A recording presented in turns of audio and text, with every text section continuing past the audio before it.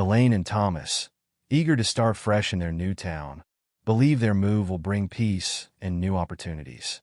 But Elaine soon finds herself facing a brutal reality. Under the watch of officers Mitch and Tanner, men whose cruelty is as notorious as their unchecked power, a simple grocery trip spirals into a nightmare. Each hour that passes under the blistering sun pushes Elaine's endurance to the limit. Yet, unknown to these officers, Thomas is a man whose response to injustice will send shockwaves through the community. But before that, let us know in the comments where you're watching from today, and don't forget to subscribe for more stories that reveal hidden truths and inspire hope. Maple Grove wasn't the kind of town that made headlines. From the outside, it looked like any other suburban dream. Pristine streets lined with mature oak trees, well-maintained colonial homes with wraparound porches, and carefully manicured public parks. But beneath this picture-perfect exterior lay a different reality, one that revealed itself in subtle ways. The way Black residents hurried through their errands, the nervous glances cast toward police cruisers, the unnatural quiet that fell over certain neighborhoods when patrol cars rolled through. Another complaint about officers Mitchell and Tanner. Sarah Jenkins, the town clerk, muttered as she filed yet another report in a drawer already stuffed with similar documents. Not that anything will come of it. She glanced at the framed photos on her desk, snapshots of town events where the segregation was obvious, even if unspoken. The Black families always clustered together at one end of the summer festival, the white families at the other. It hadn't always been this way, but the last decade had seen a steady erosion of trust, particularly since Mitch and Tanner had joined the force. Into this carefully maintained powder keg came Elaine and Thomas Wilson, their U-Haul truck pulling up to the cream-colored Victorian on Cedar Street on a warm Saturday morning. Elaine stepped out first, her dark curls caught in the morning breeze, her smile bright enough to light up the whole street. "Thomas, look at those bay windows," she called out to her husband, who was carefully maneuvering the truck into their new driveway. "Can't you just see me grading papers there while you're working on your computer?" Thomas killed the engine and jumped down from the driver's seat, his athletic frame moving with the measured grace of someone used to carrying authority. At 35, he carried himself with quiet confidence, though he was careful to keep his law enforcement background under wraps for now. The town council had asked him to keep his upcoming position as police chief confidential until the official announcement next month. "I can see a lot of things in this house, baby," he said, wrapping an arm around her waist. "All of them good." They stood there for a moment, taking in their new home. The realtor had mentioned it was built in 1890, and Elaine had already researched its history. It had been part of the Underground Railroad, a fact that felt significant to her. "From sanctuary to sanctuary," she'd said when they'd first viewed it. "Need any help with that?" A voice called out. Their new neighbor, an elderly white woman named Martha, was making her way across her lawn, carrying a covered dish. "I brought my famous chicken casserole. Welcome wagon tradition and all that." "That's so kind of you," Elaine said, moving to meet her. "I'm Elaine Wilson, and this is my husband Thomas. He works in public service." "Oh, what kind?" Martha asked, curious about the new arrivals. "Administrative work, mostly," Thomas replied smoothly, the practiced response coming easily. "Looking for a fresh start in a smaller town?" Martha nodded, then glanced around before lowering her voice. "Well, I should warn you both. This town has its challenges, particularly with certain members of law enforcement." Thomas's ears perked up, but he maintained a neutral expression. "Oh." Martha's warning came wrapped in careful phrases and meaningful pauses. "Officers Mitchell and Tanner, they have their own way of doing things. The whole force does really. We're supposed to be getting a new police chief soon, but who knows if that'll change anything." "Change can be hard," Thomas said diplomatically, while cataloging every word. "No, you don't understand," Martha insisted, her voice dropping further. "Last month, Mrs. Robinson's boy, he's 14, was just sitting in the park reading. They made him empty his backpack, dump his books in the dirt. Said he looked suspicious. When his mother complained, Martha shook her head.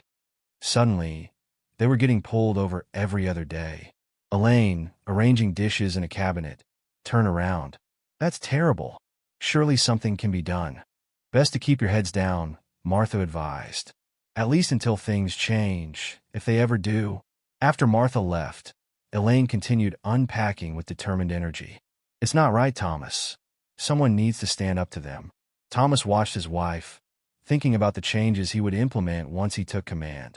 But for now, he had to stay quiet, observe, and document.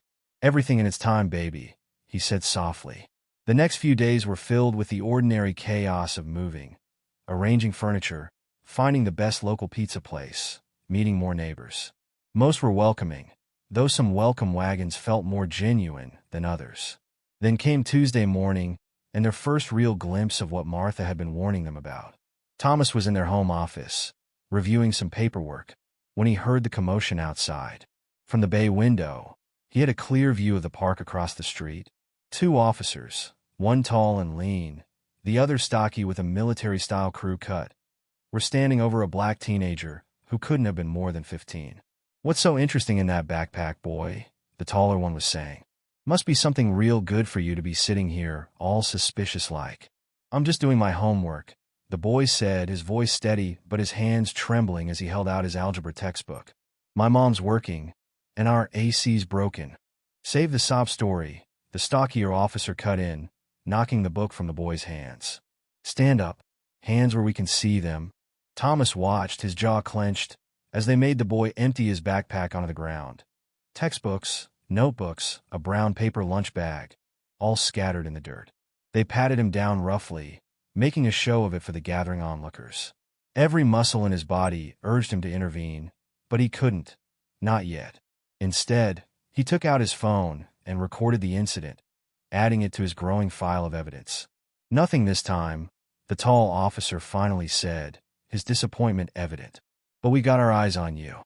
Next time." "There won't be a next time," the boy said quietly, already gathering his belongings. "I'll study at home." "Smart kid," the stockier one laughed. Finally learning his place. Later that same day, Elaine was returning from enrolling in her new teaching position at Maple Grove Elementary when she witnessed another incident. A black woman, probably in her 50s, was walking home with grocery bags when the same patrol car pulled up alongside her. "Need some help with those bags, ma'am?" the taller officer called out, his tone mockingly polite. "No, thank you, officer," the woman replied, quickening her pace. "Now that's not very neighborly," his partner said, stepping out of the car. He deliberately bumped into her as he passed, causing her to lose her grip on one of the bags. Oranges and cans rolled across the sidewalk as the officers laughed. "Oops," the tall one said. "Better be more careful next time." They drove off, leaving the woman to gather her scattered groceries. Elaine rushed to help her, but the woman waved her away. "Don't," she whispered. "They might see. Just go home." The message was clear. Help could make things worse. Over the next few days, Thomas and Elaine began to understand the town's dynamics better. At the local diner, black customers were served last, if at all. In the park, certain benches were implicitly off-limits. And always, there was the presence of that particular patrol car, making its rounds like feudal lords surveying their domain. But while Thomas quietly documented every incident he witnessed, Elaine refused to let the darkness dim her light. In her classroom at Maple Grove Elementary, she created a warm, welcoming space. Her students, a mix of black and white children, responded to her enthusiasm with their own. Mrs. Wilson, a little white girl named Sarah, asked during their first week, "Why did Mrs. Thompson tell us not to sit with Marcus at lunch?" Elaine looked at the black boy who had shrunk in his seat. "In this classroom," she said firmly, "we sit with whoever makes us smile. And Marcus has one of the best smiles I've ever seen." She winked at Marcus, who sat up a little straighter. After school, she chatted with parents, organized study groups, and began planning a community reading program. "Things can change," she told Thomas over dinner. "They already are. Today I saw Sarah and Marcus playing together at recess. Their parents were talking after school. Small steps, but they matter." Thomas wished he could tell her about his plans, about how in just a few weeks, he'd be in a position to make real changes. But the town council had been clear: absolute secrecy until the official announcement. They wanted to prevent any interference with his observation of the current force's operations. "Small steps," he agreed, reaching for her hand. Outside, officers Mitchell and Tanner cruised past their house, barely giving the new black residents a second glance. They had no idea that behind those bay windows sat their future boss, watching and waiting. No idea that every cruel joke, every abuse of power, every act of intimidation was being carefully documented. The sun set over Maple Grove, casting long shadows across perfectly manicured lawns. In their new home, Thomas and Elaine prepared for bed, each carrying their own secrets. He, his true identity.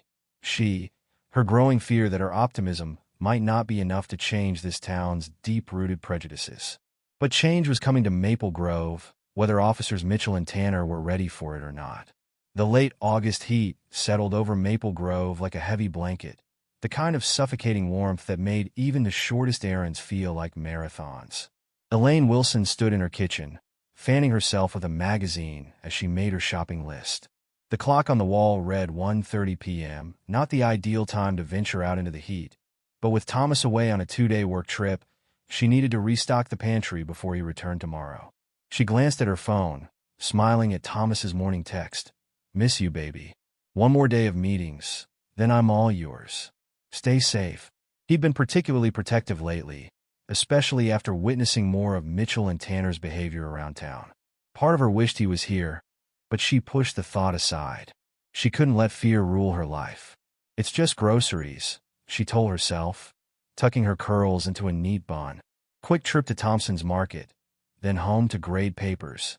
The heat hit her like a wall as she stepped outside. Her blue sundress, chosen for its lightweight fabric, already felt like too much in the sweltering afternoon sun. The drive to Thompson's Market was short, just 10 minutes through town, past the neat rows of houses with their perfectly trimmed lawns and American flags. As she pulled into the parking lot, she noticed the familiar patrol car parked in the shade of a large oak tree. Officers Mitchell and Tanner were inside, apparently taking a break from their rounds. Elaine felt a flutter of unease but pushed it aside. They were public servants, after all. What could they do to her in broad daylight, in front of dozens of witnesses? She grabbed her purse and reusable shopping bags, deliberately walking with her head high. As she approached the store entrance, she heard car doors slam behind her. Well, Officer Mitchell's voice carried across the parking lot. "What do we have here?" Elaine kept walking, pretending not to hear. Her hand tightened around her purse strap. "Hey." Tanner's voice was sharper. "He's talking to you, lady. Stay calm," she thought. Thomas had taught her how to handle law enforcement encounters. She stopped and turned slowly, keeping her hands visible. "Yes, officers." Her voice was steady, professional. "Is there a problem?" The two men approached with the lazy confidence of predators who knew their prey couldn't escape. Mitchell, tall and lean with cold blue eyes, moved to her left while Tanner, stockier and red-faced from the heat, flanked her right. "Got a report about a suspicious person matching your description," Mitchell said, his tone mockingly formal, apparently causing a disturbance in the parking lot. Elaine looked around the nearly empty parking lot, then back at Mitchell. "I just arrived, officer. I haven't spoken to anyone. You calling me a liar?" Mitchell's hand moved to rest on his belt, close to his weapon. "Because that's how it sounds." "No, sir. I'm simply stating a fact. I just pulled in to do some shopping." She gestured toward her reusable bags. "You can check the security cameras if you'd like." Tanner snorted. "Getting smart with us now, huh? You people never learn." "I'm not getting smart. I'm just trying to understand." Mitchell's hand shot out, grabbing her upper arm hard enough to bruise. "Let's talk about your attitude problem. Please let go of my arm." Elaine's heart was pounding, but her voice remained calm. "You're hurting me." "Oh, we're hurting you?" Tanner laughed. "Sounds like resisting to me, Mitch. What do you think?" "Definitely resisting," Mitchell agreed, his grip tightening. "And after we received all those complaints about her harassing customers." "What complaints?" "I haven't." Elaine's protest was cut short as Mitchell yanked her forward, causing her to stumble. Her shopping bags fell to the ground. "You have the right to remain silent," Mitchell began, but his smirk made it clear this wasn't a real arrest. This was something else entirely. They half-dragged, half-pushed her across the parking lot, past her car, toward the small town square adjacent to the market. A decorative metal pole, part of an old-fashioned lamppost, stood in the center of the brick-paved plaza.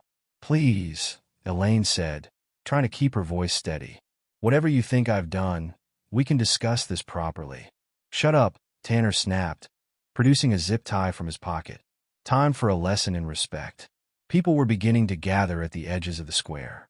Elaine saw Mrs. Thompson, the store owner's wife, watching from the market entrance. A few of her students' parents were there too, their faces masks of helpless concern. Anyone interferes, Mitchell announced to the growing crowd, they'll be arrested for obstruction of justice. This woman was caught attempting to incite a riot. That's a lie. Elaine's composure finally broke. I was just going shopping. Someone help me, please. The zip tie bit into her wrists as Tanner bound them behind the pole. The metal was already hot from the afternoon sun, burning against her bare arms where her dress left them exposed. Please, she tried one more time, looking directly at Mitchell. You know this isn't right. He leaned in close, his breath hot on her face. What isn't right is you people thinking you can just move in here, act like you own the place. Consider this a welcome ceremony. My husband will be looking for me, she said, trying to sound braver than she felt. Tanner laughed. The computer guy? Let him come. Maybe we'll have a pole waiting for him too. The crowd grew larger, but maintained its distance. Phones appeared, recording discreetly from behind trees and benches. Elaine saw Jenny Parker, mother of one of her students, start to step forward, only to be pulled back by her husband. I'm sorry, Jenny mouthed, tears in her eyes. The sun climbed higher in the cloudless sky. Sweat trickled down Elaine's back, soaking her dress. Her legs began to shake from standing in one position, but the zip ties gave her no room to shift her weight. How long are you going to leave her there? Someone in the crowd finally called out. As long as it takes for the lesson to sink in, Tanner replied, under the shade of a tree, energy drink in one hand. Anyone got a problem with that? No one did. Or at least, no one dared to say so. The heat became a living thing, pressing against Elaine from all sides.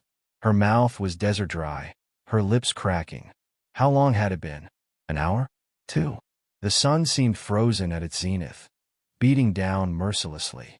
She tried to focus on her breathing, on staying conscious.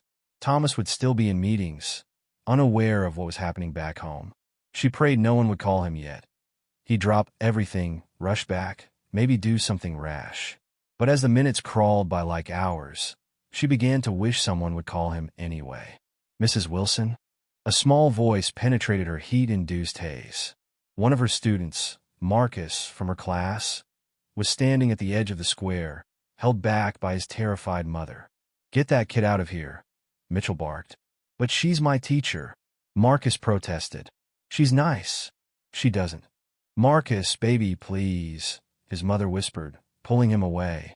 We can't help right now. The world began to tilt sideways. Elaine's knees buckled, but the zip ties held her upright, cutting deeper into her wrists. She could feel blood trickling down her hands, joining the sweat that soaked her dress. Through her blurring vision, she saw more phones recording, more faces in the crowd, some angry, some ashamed, all helpless. Or choosing to be helpless. Was this how change happened? One person at a time, learning to look away? Not like this, she mumbled, her tongue thick in her dry mouth. We're better than this. Still talking, Mitchell approached, twirling his baton. Maybe we haven't made our point clear enough. But even he stopped short when Elaine's eyes rolled back in her head. Her body went limp, held up only by the bonds that tied her to the pole. Mitch, Tanner said, a note of uncertainty finally creeping into his voice. Maybe we should. She's faking, Mitchell snapped, but he didn't sound convinced. Has to be. A murmur ran through the crowd. Phones were lowered, then raised again. Someone was crying, probably Jenny Parker.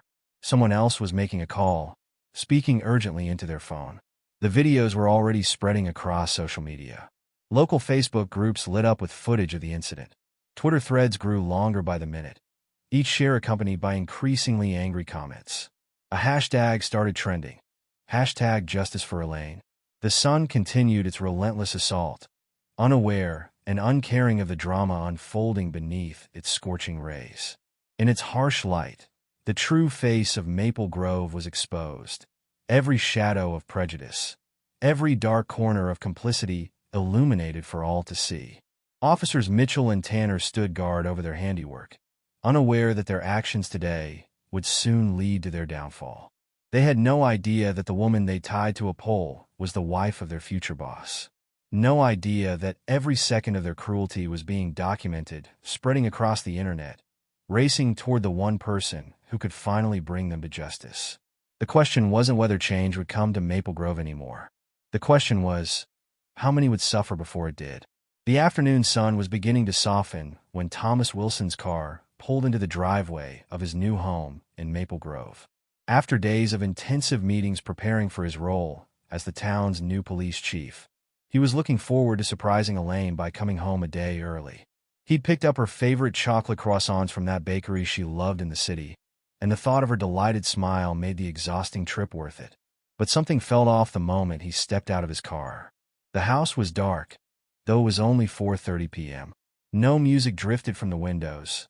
Elaine always had something playing while she graded papers. No delicious smells wafted from the kitchen, where she usually prepared an early dinner. "Elaine," he called out as he unlocked the front door.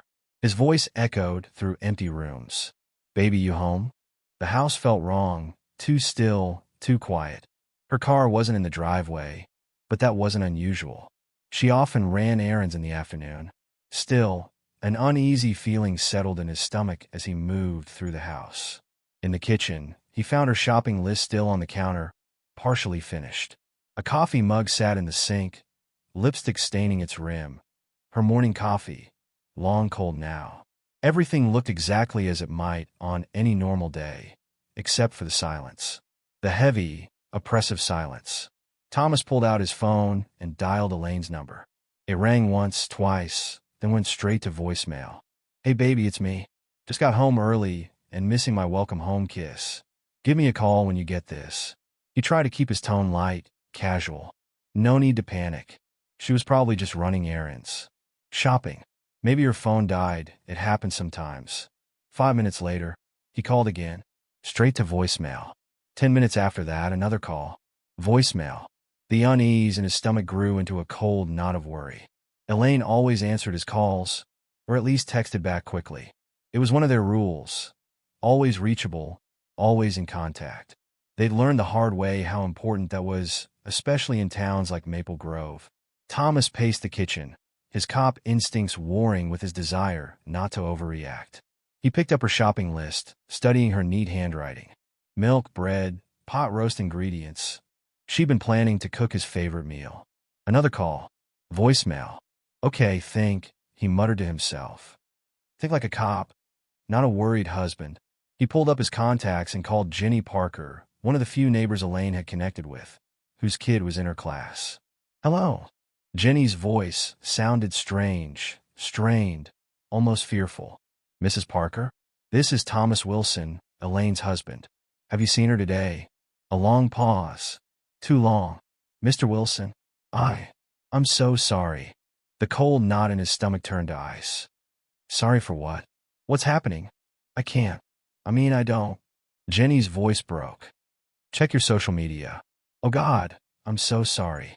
We wanted to help, but they wouldn't let anyone. They said they'd arrest anyone who—" Thomas was already pulling up Facebook on his phone, hands shaking slightly as he navigated to the local community group.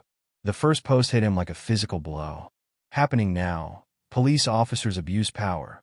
Woman tied to pole in town square. The thumbnail showed a familiar blue sundress. "Jesus, no," Thomas whispered, clicking the video. For a moment, the screen was blurry, filmed from behind a tree. Then it focused, and his world stopped turning. Elaine, his Elaine, was tied to a lamppost in the town square. Her head hung forward, dark curls escaping from her usually neat bun. Even through the shaky footage, he could see the sweat soaking her dress, the angry red marks on her arms where the metal pole had burned her skin in the afternoon sun. The video's audio was distant, but clear enough. Anyone interferes, they'll be arrested for obstruction of justice. This woman was caught attempting to incite a riot. Thomas recognized the voice. Officer Mitchell. The same officer he'd watched harass that teenage boy in the park. The same officer who would soon learn exactly who he'd messed with. Another video, posted 30 minutes ago. Elaine slumping against her restraints, clearly unconscious. Officer Tanner laughing, telling the crowd she was faking it. The rage that rose in Thomas wasn't the hot, blinding kind. It was cold, methodical, the kind of fury that came with absolute clarity of purpose. His hands stopped shaking. His breathing steadied. He went to their bedroom and opened his closet, reaching for the lockbox in the back. Inside lay his badge and gun. Not the local department issue he'd receive next week, but his own from his previous position. He hadn't planned to reveal his law enforcement background until the official announcement, but plans changed. The drive to the town square took exactly 7 minutes. Thomas counted every second, his mind racing through scenarios, procedures, consequences. Part of him wanted to call the state police, the FBI, anyone who could bring the full force of the law down on Mitchell and Tanner.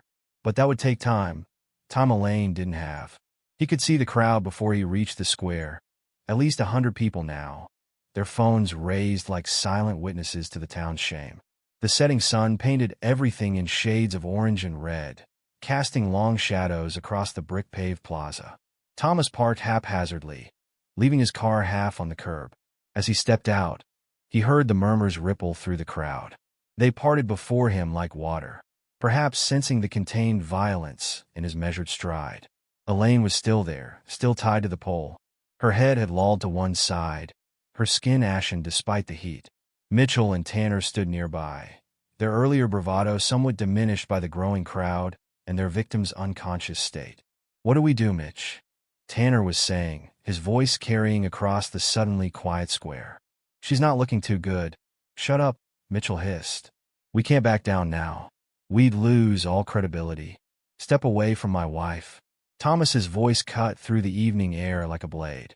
Both officers turned, hands instinctively moving to their weapons, then freezing as they registered the badge clipped to his belt. "Who the hell are you?" Mitchell demanded, but there was a tremor in his voice. Thomas continued forward, each step measured, deliberate. "My name is Thomas Wilson. Next week, I'm supposed to be announced as your new chief of police. But right now," he was close enough now to see the fear dawning in their eyes. "Right now, I'm just a husband looking at two officers who made a very, very big mistake." The crowd had gone completely silent. Dozens of phones recorded as Thomas stopped directly in front of Mitchell and Tanner, close enough to smell their nervous sweat. "Sir, we didn't know," Tanner began. "Shut up." Thomas's voice was arctic. "You didn't know she was my wife. Would it have mattered if you did? Is that how you determine who deserves basic human dignity in this town? By who they're married to?" Mitchell's hand twitched toward his weapon again. Thomas's eyes flicked to the movement. "Try it," he said softly. "Give me a reason." "We were responding to a complaint," Mitchell started, but Thomas cut him off. "No, you weren't. You saw a black woman shopping at the wrong time of day, and you decided to have some fun. You thought you were untouchable. You thought there would be no consequences." Thomas's voice remained eerily calm. "You were wrong." He turned to the crowd. "Mrs. Parker, would you please call an ambulance?" Jenny Parker stepped forward, phone already in hand, nodding tearfully. "Mr. Thompson?" Thomas continued, picking out the store owner in the crowd. "I trust your security cameras caught everything." "Yes, sir," Thompson replied firmly. "Every second." Thomas nodded, then turned back to the officers. "Give me the key to those zip ties." "Now." "We don't have," Tanner began. "Either you have a key, or you plan to leave my wife tied to this pole indefinitely. Which is it?" Mitchell reached into his pocket with trembling fingers and produced a small key. "Both of you step back. Farther. Keep going until I tell you to stop." They retreated, looking less like officers of the law with each backward step and more like what they truly were, bullies suddenly confronted with real authority. Thomas moved to Elaine, his hands gentle as he supported her weight while unlocking the zip ties. She stirred slightly at his touch, mumbling something incoherent. "I'm here, baby," he whispered. "I've got you. You're safe now." As the zip ties fell away, he gathered her into his arms, cradling her like something precious. In the distance, sirens wailed, the ambulance responding to Jenny's call. "Officer Mitchell." "Officer Tanner." Thomas's voice carried across the square. "Remove your badges and weapons. Place them on the ground. Then kneel with your hands behind your heads." "You can't," Mitchell protested. "I can and I am. This is no longer an arrest." This is me preventing you from fleeing before state investigators arrive to document your crimes. And make no mistake, everything you've done today is a crime. The badge doesn't make it legal. The badge doesn't make it right. The crowd watched in stunned silence as the two officers, who had terrorized their town for so long, slowly complied. In the dying light of day, their shadows stretched long and thin across the bricks, like the last remnants of a darkness finally being banished. Thomas held Elaine closer as she began to stir more forcefully.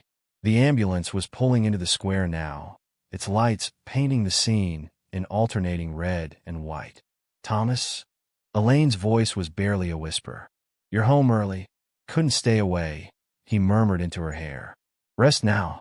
Everything's going to be different from here on out. She managed a weak smile. You blew your cover. Some things are more important than plans. As paramedics rushed forward with a stretcher, Thomas looked over his wife's head at Mitchell and Tanner, still kneeling on the ground. They looked small now, stripped of their power, their true nature exposed for all to see. The sun sank lower, its last rays catching the badge on Thomas's belt, not just a symbol of authority now, but a promise of change.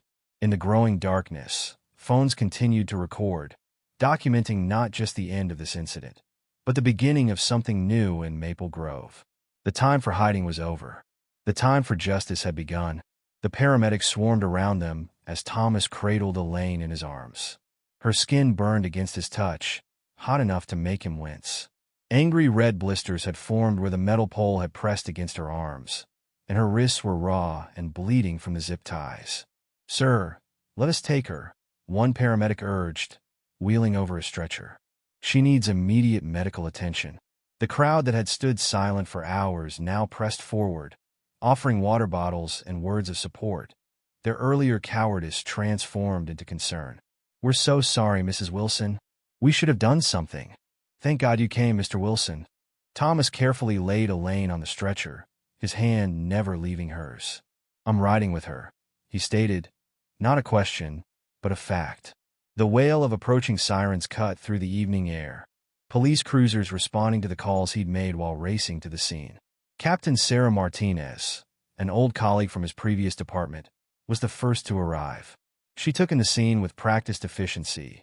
The crowd, the pole with its broken zip ties, Mitchell and Tanner still kneeling with their weapons on the ground. Thomas, she nodded grimly. State police are 10 minutes out. We'll handle these two. Make sure they're processed separately, Thomas replied, his voice steel wrapped in silk. No chance to coordinate their stories. Martinez nodded, understanding perfectly. As her officers moved to handcuff Mitchell and Tanner, the two disgraced cops finally found their voices again. You can't do this, Mitchell shouted, struggling as the cuffs clicked into place. We were maintaining order. This is how it's always been done here. That's exactly the problem, Thomas replied, climbing into the ambulance beside Elaine's stretcher. The paramedics worked around him, attaching monitors and starting in 4. Severe dehydration, one reported, checking her vital signs. Possible heat stroke. First-degree burns on her arms. Stay with me, baby, Thomas murmured, squeezing Elaine's hand gently as the ambulance began to move. Behind them, through the small window, he could see Martinez's officers leading Mitchell and Tanner to separate patrol cars, their protests drowned out by the crowd's demands for justice. The ride to Maple Grove General felt both instantaneous and eternal. Thomas watched as the paramedics worked, his anger simmering beneath his protective concern. Every time Elaine stirred or whimpered, his resolve hardened. This wasn't just about her anymore. It was about every person who'd suffered under Mitchell and Tanner's reign of terror. The emergency room staff was waiting when they arrived. They transferred Elaine to a hospital gurney with practiced efficiency, rushing her through double doors as Thomas tried to follow. Sir, a nurse stopped him with a gentle but firm hand. Let them work. You have some people here who need to speak with you. 2 state police investigators and a representative from the district attorney's office were waiting in the lobby. Thomas glanced at the doors where Elaine had disappeared, then nodded. Let's make this quick, he said, leading them to a quiet corner. Over the next hour, Thomas gave his statement 3 times, each telling stoking the cold fury in his gut. He described finding the house empty, seeing the videos, arriving at the scene. He provided names of witnesses, mentioned Thompson's security cameras, detailed Mitchell and Tanner's history of abuse. This wasn't an isolated incident, he explained to DA Catherine Chun. This was the culmination of years of unchecked power and systemic racism. And it ends now. Chun nodded, her pen flying across her notepad. The town council's cooperation will be crucial. They've turned a blind eye for years. They won't have that option anymore. As if to prove his point, his phone buzzed with a news alert. Local station WMPG was already running the story. Breaking. New police chief confronts officers after racial incident. Multiple witnesses share videos. But it wasn't just the news spreading. Social media was exploding with years of pent-up stories. Thomas's phone filled with notifications as post after post appeared in local Facebook groups and Twitter threads. That time, Officer Mitchell made my son empty his backpack every day for a month. Officer Tanner gave me a ticket for suspicious walking when I was just getting my mail. They followed my daughter home from school, said she looked like she was up to no good. The dam had broken. Every person who had suffered in silence, every incident that had been swept under the rug, it was all coming out now. A soft knock interrupted his thoughts. The nurse from earlier stood nearby. Mr. Wilson, your wife is stable. They've moved her to a private room, and she's asking for you. Thomas was on his feet instantly, following her through the maze of hospital corridors. The sight of Elaine in the hospital bed, hooked up to IVs and monitors, made his breath catch. But she was awake, and her smile when she saw him was like sunrise after the longest night. Hey, stranger, she whispered, her voice hoarse but strong. Thomas crossed the room in 3 strides, taking her hand carefully to avoid disturbing the foreline. Hey yourself. You scared me, baby. Sorry about that. Didn't mean to mess up your big reveal. He laughed softly, pressing a kiss to her forehead. Pretty sure you did me a favor. Hard to ignore corruption when it's tied to a pole in broad daylight. The others, Elaine said, suddenly serious. All those people who've been afraid. What happens now? Before Thomas could answer, there was another knock at the door. Jenny Parker stood there, tears in her eyes, clutching a handful of papers. I'm so sorry to interrupt, she said quickly, but people are gathering in the hospital lobby. They all want to make statements. They're saying if Mrs. Wilson was brave enough to stand up to them, then maybe it's time they did too. Elaine squeezed Thomas's hand. Go. Help them. I'm not leaving you. Yes, you are. Her voice was tired but firm. This is bigger than us now. This is what change looks like. Thomas hesitated, then nodded. He kissed her softly before following Jenny to the lobby, where he found not dozens but hundreds of people waiting. Some held written statements detailing years of abuse. Others clutched phones with saved videos and photos. All of them had stories to tell. And in the background, on the lobby's TV screen, the evening news played footage from earlier. The ticker at the bottom read, New police chief promises change in Maple Grove. Era of corruption and fear is over. Looking at the determined faces around him, Thomas knew it wasn't just a promise. It was already happening. The same social media that had shown him Elaine's plight was now spreading a different message. Hope. Hope that speaking up mattered. Hope that justice wasn't just a word. The long night ahead would be just the beginning. But for the first time in years, the people of Maple Grove weren't afraid to be heard. The steady beep of hospital monitors marked time as Thomas Wilson watched his wife sleep.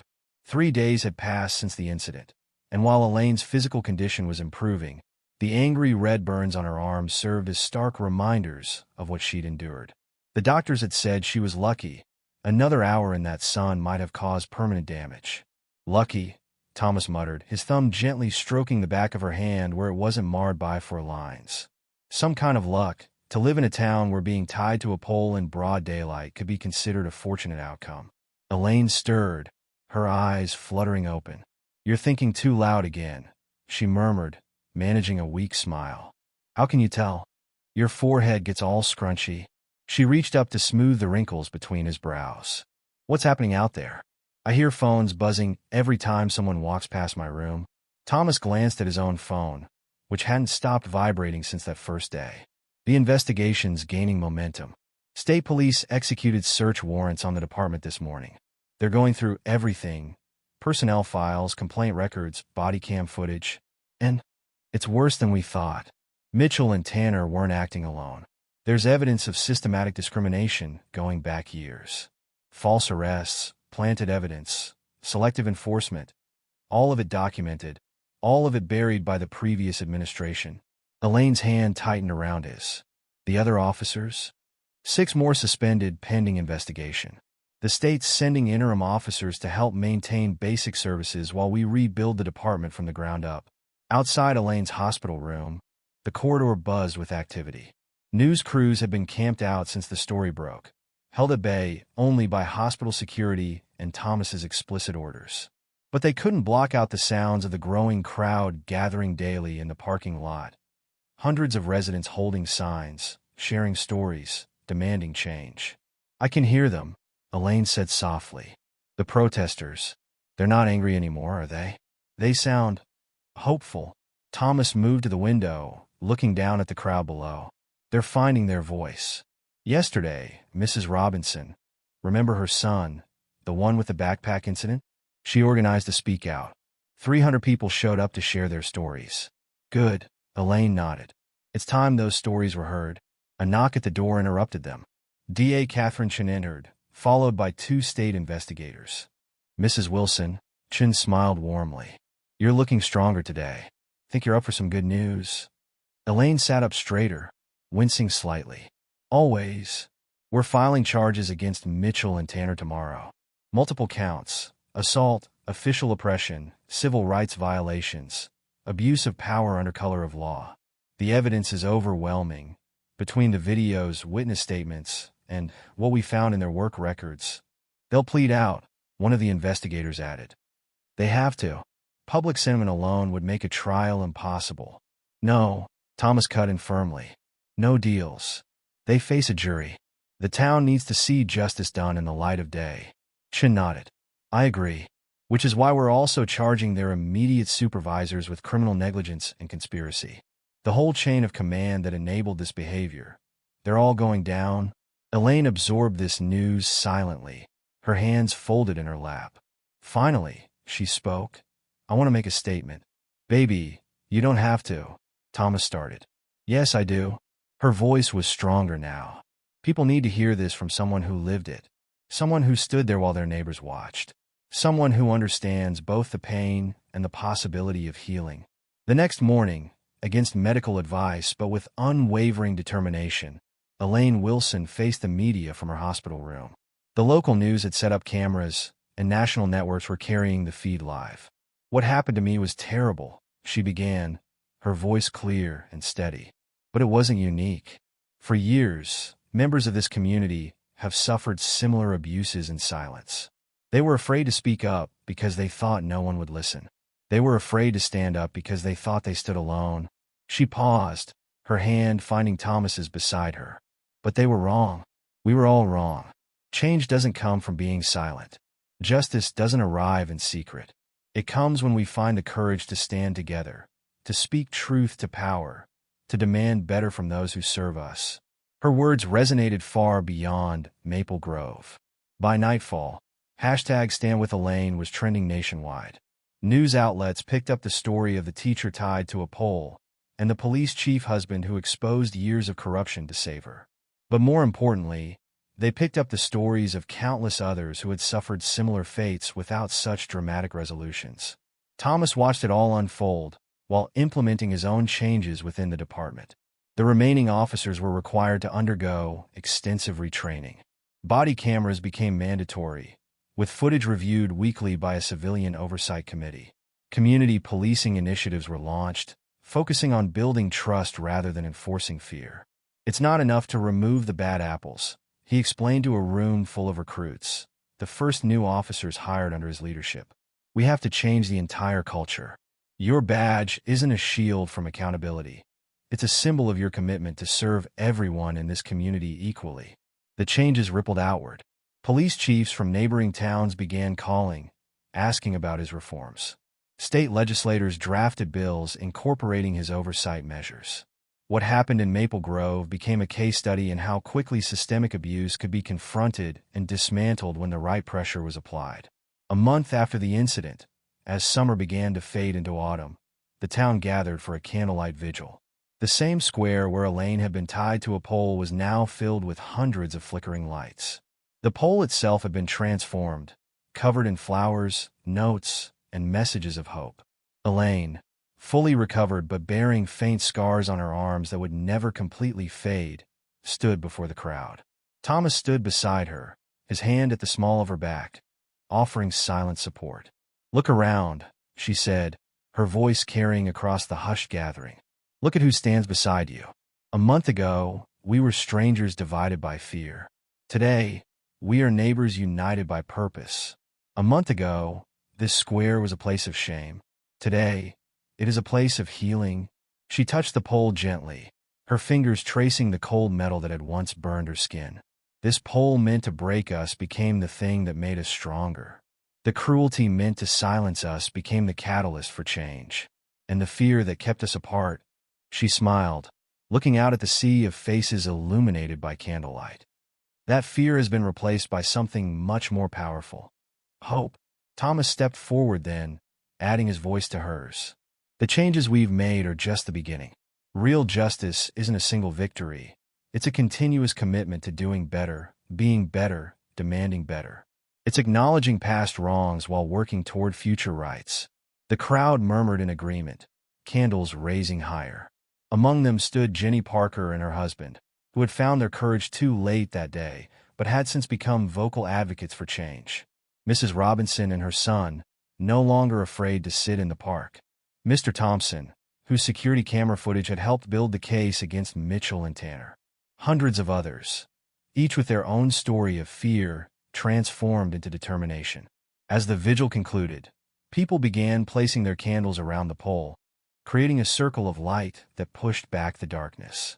The metal that had once been a symbol of oppression now stood as a monument to resilience, a reminder that change was possible, that justice could prevail, that a community could heal if it faced its wounds honestly and worked together to bind them.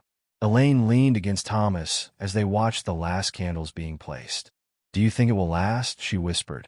"The change, the unity, the hope?" Thomas kissed her temple gently. "Look at their faces," he replied. "Really look. That's not temporary emotion you're seeing. That's determination. That's resolve. That's a community that's learned its own strength." He was right. The faces illuminated by candlelight showed something beyond mere optimism. They showed people who had discovered their collective power, who had learned that standing together was stronger than kneeling apart, who had transformed their guilt over past silence in a commitment to future action. The news cameras were still there, capturing it all. Tomorrow, more towns would see what happened in Maple Grove. More communities would realize change was possible. More voices would rise, demanding accountability, insisting on justice. But for now, in this square, on this night, something profound had shifted. The very air felt different, cleaner somehow, as if the truth being spoken had cleared away years of accumulated fear and silence.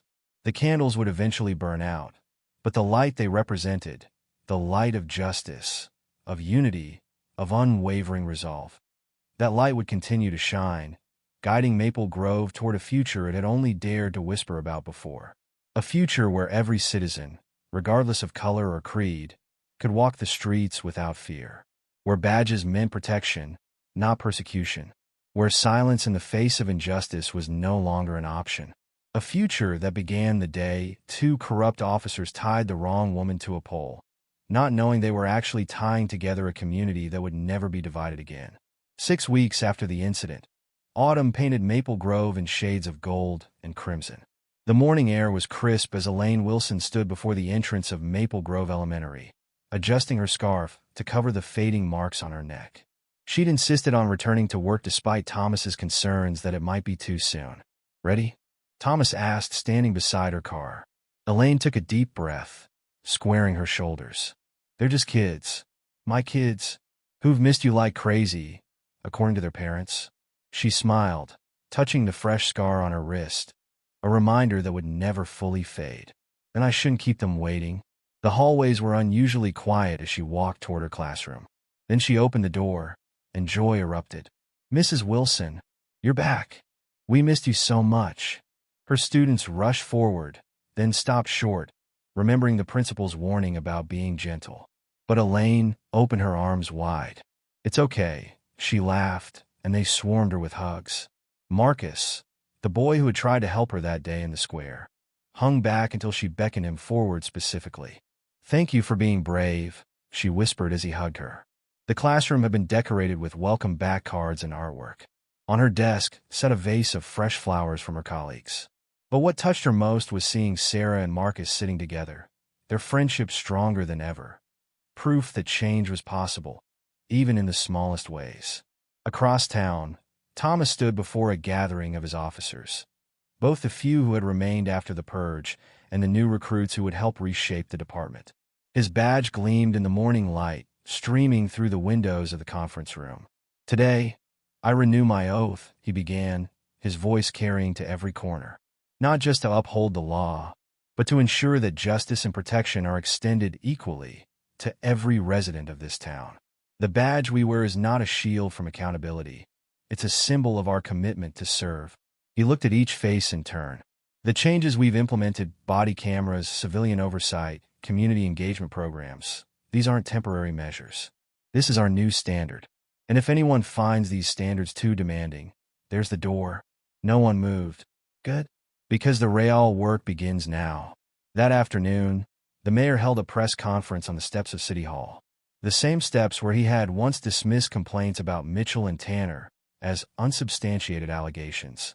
Now, with cameras rolling and the community watching, he faced his own moment of reckoning. "To every resident of Maple Grove who suffered while we looked away, I offer my deepest apology," he began, his usual political polish replaced by genuine remorse. What happened to Mrs. Wilson was not an isolated incident. It was the culmination of years of systemic failure. A failure of oversight, a failure of courage, and most importantly, a failure of basic human decency. He turned to where Thomas stood at attention.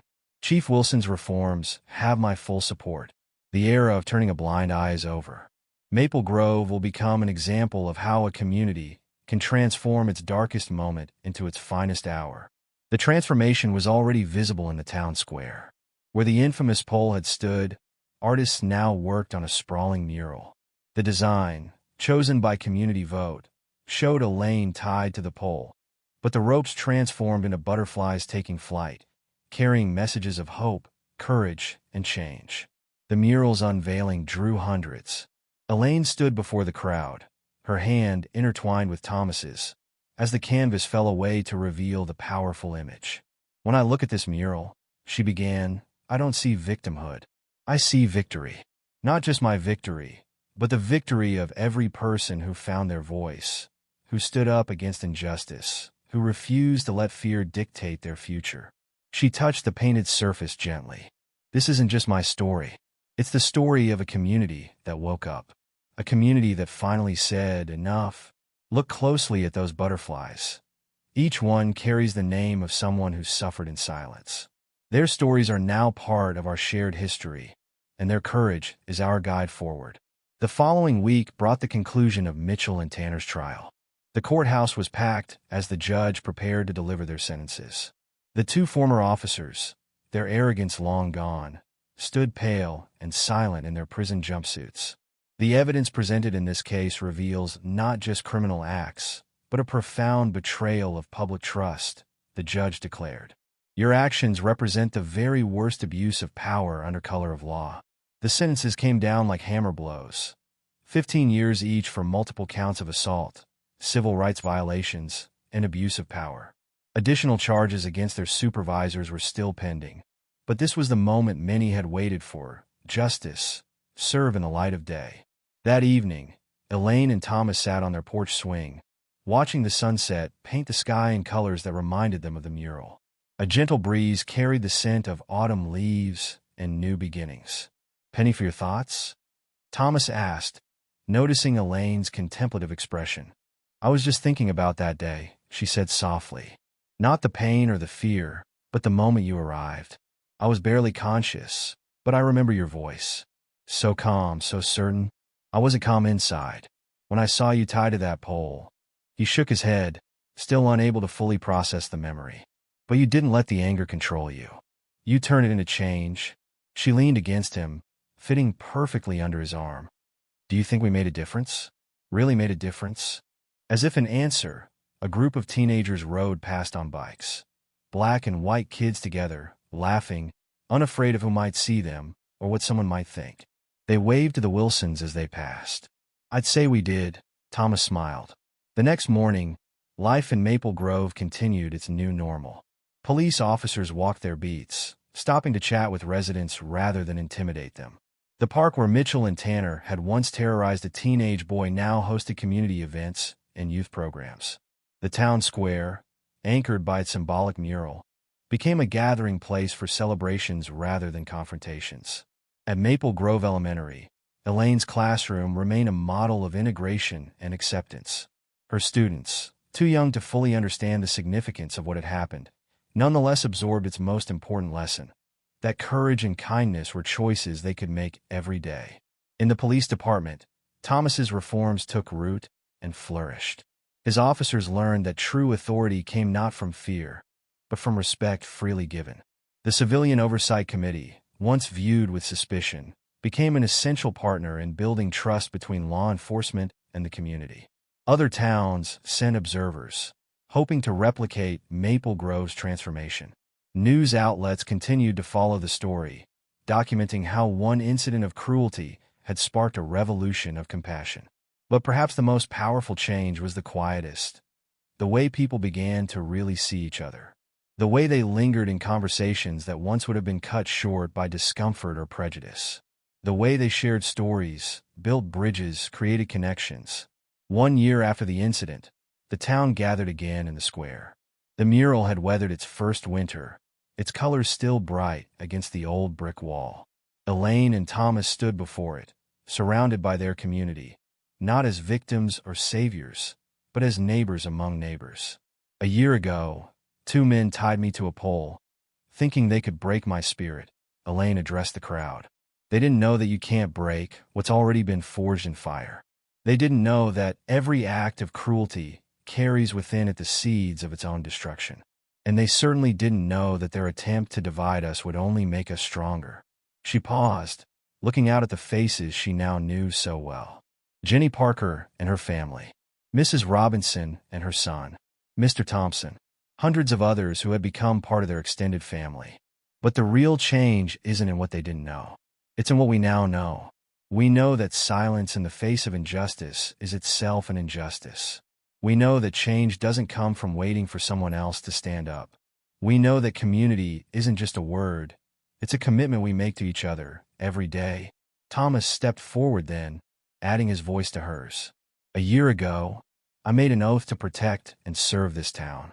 Today, we all renew that oath together, not as police and citizens, but as neighbors and friends.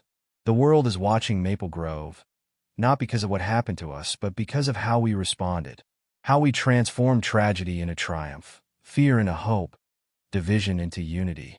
The setting sun caught the mural's butterflies, making them seem to flutter with life. Each name written on their wings represented a story now told, a voice now heard, a wound now healing. The town had changed, yes, but more importantly, it had learned how to keep changing, how to grow, how to face its imperfections and work to correct them.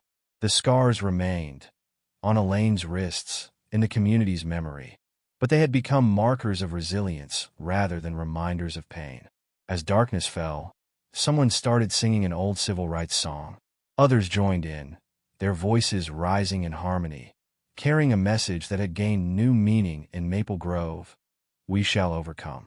And they had overcome, not perfectly, not completely, but significantly. The town that had once been known for its racial tension and police brutality was now known for its transformation. The community that had once been divided by fear was now united by purpose. 2 corrupt officers had tied the wrong woman to a pole that day, not knowing they were actually tying together a community that would never be divided again. Their act of cruelty had backfired spectacularly, creating exactly what they had feared most: a united community where justice wasn't just an ideal, but a living, breathing reality. As Elaine and Thomas walked home that evening, hand in hand, They passed the police station where new recruits were finishing their community engagement training. They passed the park where children of all colors played together without fear. They passed neighbors who greeted them not as symbols or saviors, but as friends. "We did good, didn't we?" Elaine asked softly.